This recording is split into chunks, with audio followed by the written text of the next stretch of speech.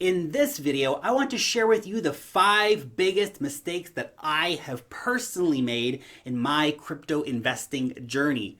My hope with this video is that you will not repeat these same mistakes and that you can learn from where I messed up and lost money, and yes, sometimes very large amounts of money. I really hope that it's going to be useful for you. And yes, of course, please feel free to go down to the comment section and dunk on me for doing some of these things. For some of these, I definitely deserve it. But also, much more than just dunking on me down in the comment section, I would love to hear from you what your biggest mistakes in crypto have been. I think there's going to be a lot of great knowledge down in the comment section, so make sure to go down there, share your story, and read other people's stories as well. The Crypto Lark. This is where you subscribe for all of the hottest and the latest happening in crypto. Now, before I actually get to sharing those 5 mistakes with you, if you are looking for an awesome place to buy and to sell Bitcoin, Ethereum, Tezos, and a whole range of other great cryptos, then check out Kraken. Kraken is one of the best exchanges in the crypto industry and is a fantastic option, especially for those of you based in the United States and the European Union. There is a link down below in the description where you can get signed up. Okay, the first big mistake that I want to share with you was over diversifying my portfolio. At one point, I think I had like 50 different cryptos that I owned. It was insane, man. There was zero way that I could keep up with all the different updates, the news, the dramas, the token swaps, all this stuff going on, as well as the nightmare of having like 15 different wallets to hold all these different cryptocurrencies. I had become addicted to collecting cryptos. It was like Pokemon. Gotta go out and catch them all, right? No. It was a terrible idea. It was an absolute information overload for me. I missed so many selling opportunities just because I couldn't keep track of everything that was going on. And it was a terrible blow to my portfolio's long-term value. I introduced way too much risk in my portfolio, and I drastically lowered my reward potential as a result. I would have been much better off just focusing on a much smaller handful of cryptocurrencies and putting more funds into the winners and then making timely exits. And to be honest, I am still over diversified. There are about 20 cryptos that I hold right now, which is totally nuts. And I'm actively looking to exit most of my different altcoin positions, but there's a few that are just hanging on from 2 years ago. And the reality is that there was no reason for these to turn into long-term holds. I should have sold them 2 years ago and moved on with my money. But there is a small handful of cryptos that I actually have a long-term view for. Key among them are Bitcoin, Ethereum, and Monero. There's a few others that may make that list, but very, very few. And look, a bit of diversification is a good thing in your portfolio. Bitcoin may be the king of the crypto markets, but it is far from being where all the action is price-wise. I mean, yeah, there are some really, really cool cryptos out there that give great staking rewards or have excellent fundamentals or just great token models overall. But do not make the mistake of being seduced by every other coin that you come across. You will get hit very hard if you do this, so be careful. The next big mistake I made was cloud mining. I know. In hindsight, it seems so obvious, but I lost a lot of money on cloud mining. While most cloud mining companies are 100% straight up scams, there are a few companies out there that are not straight up scams and that actually run machines and, of course, rent those machines out to you at a significant markup. The problem is that all of these companies suck really badly. Sure, it looks good when you buy it at the start, but there's a few things that make cloud mining ridiculously dangerous for the end consumer and highly unprofitable because the company, they hold all of the cards. You have zero recourse if things go wrong, and things will go wrong. It's almost inevitable. The company, they get to take big profits. You, on the other hand, You will almost certainly never see an ROI on your investment. You buy the machines for the company, you pay their staff, you pay their electric fees, and when the Bitcoin network changes, and it does, we've seen how rapidly the changes have happened in the Bitcoin network here on the channel. I've been talking about that a lot.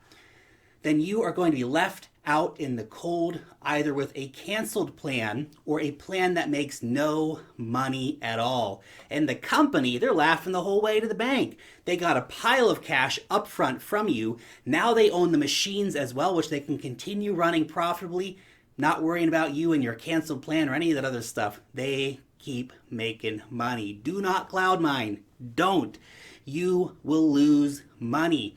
The only mining option for you is to get your own machines and run them yourself. Now, if you really want to get into mining, the only mining option for you is to get your own machines and to run those machines yourself. So if you can mine at home, then go for it. Buy the machines directly from a provider like Bitmain, buy the power supply unit, pay the shipping, pay the customs taxes, and make sure that you have got damn cheap power where you live, as well as the space to actually host these expensive and loud machines. If you can't do that, forget about it. Just buy and hold Bitcoin. That's it. Next thing we're going to discuss is trading. Trading indeed can be very profitable. It's true, but only for a small percentage of traders. My big mistake with trading was trading before I had any idea what I was doing. And this is probably one of the most common mistakes that new people to the crypto space make. You look around on social media and everyone is getting fabulously rich from trading, except for you. So you think, hey, look, how hard can this be? All those other guys are doing it, making a lot of money. I'm going to make a bunch of money too. Look at this coin over here. It's going up big time. That must be a winner. I'm all in. Oh, man. I lost so much money trading in the early days of my crypto investing journey because I had no idea what I was doing. Right? Throw money into a Digibyte pump. Yeah! Wrecked. Buy resistance on XRP. Wrecked. Set no stop loss on that NEM trade. Bad news bears, man. It's going down.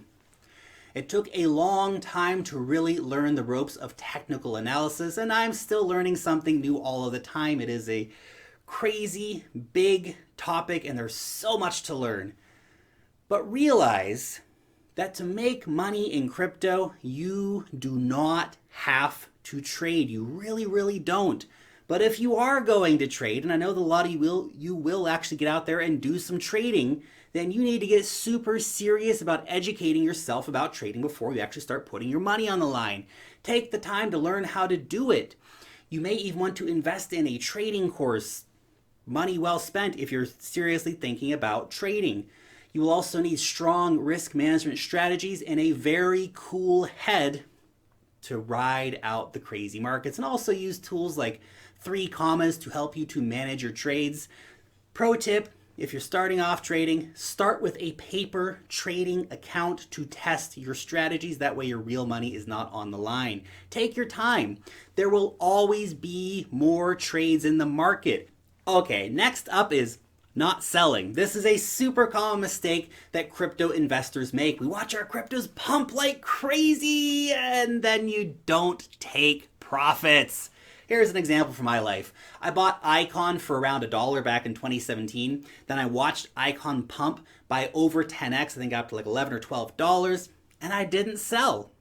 I also didn't sell once the market started turning around and the writing was on the wall. The market was having a big turnaround. I could have sold at $5 and still made a killing on my Icon. I just kept holding it.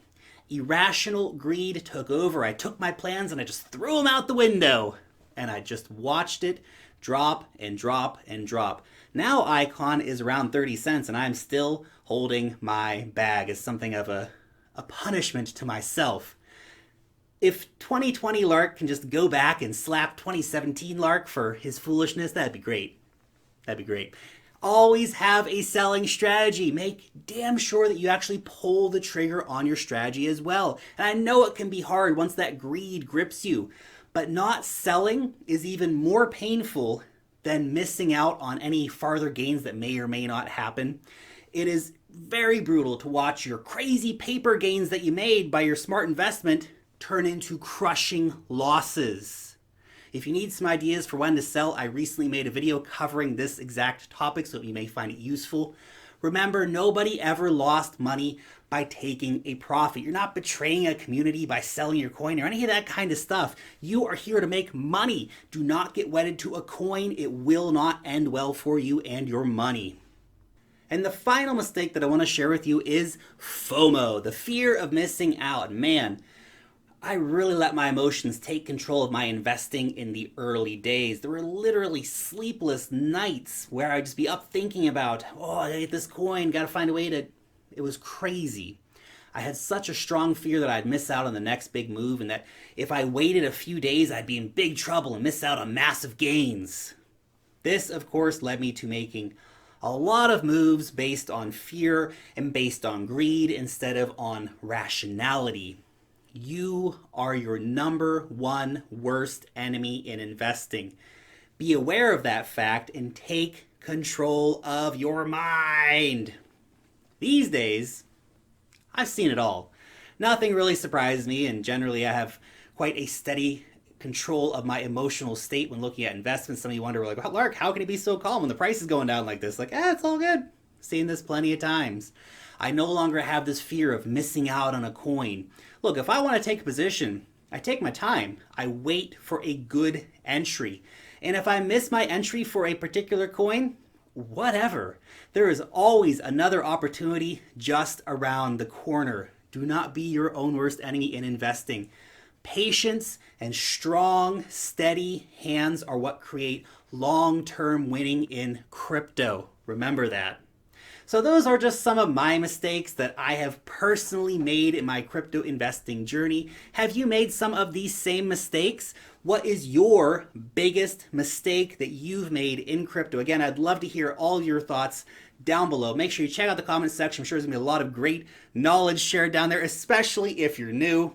Go down there and find out mistakes that other people have made and don't repeat those mistakes. It'll help you out a lot in the long run. Anyway, thank you so much for watching today's video. I hope that you're having an awesome day wherever you are out there in the world and whatever you're doing. I hope you're having a great one. Thank you for watching the video. Make sure to hit that thumbs up button if you did enjoy this one. Subscribe to the channel if you're new around here. Long live the blockchain, and peace out till next time.